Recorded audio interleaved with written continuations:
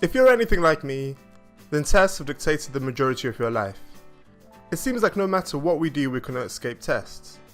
Whether it's a driving test, a fitness test, a blood test, or the dreaded Year 6 SATs. So today I'll be telling you about the Myers-Briggs Test. It was created by Isabel Briggs-Myers and her mother in the 1940s as a method to help women get into the workforce during the war. The test is based on Carl Jungs' work and is basically categorizes people into one of 16 types. These types are 4-letter acronyms and are based on how you relate to and perceive the world. Okay, so now that we've established that, the 4 letters can be defined as the following. First up is introverted versus extroverted. It is a common misconception that introverts are shy or don't like social situations, but in actuality, it's more about what stimulates you and how you get your energy. Introverts usually recharge by being away from others. This could be reading a book, playing video games, or watching their favorite TV show. They can feel drained if they spend too much time with others.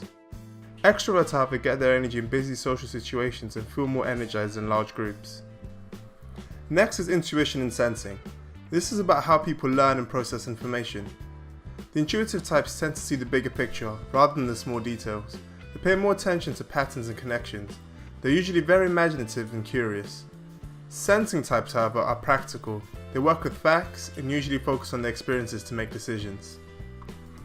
Next is thinking and feeling. This category deals with how we make decisions. Thinkers tend to focus on logic and objectivity rather than emotions. They will gather the data and look for logical explanations to guide them when making decisions, and tend to be impersonal to avoid external influences.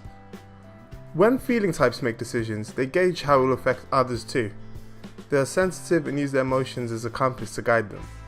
They'll often be more empathetic and consider how the other party will feel with their decision, and often would rather work together than to compete. Finally, we have judging and perceiving.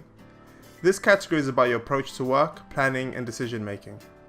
Judging types are often very organized and thorough. They make plans and are the type to make backup plans for their backup plans.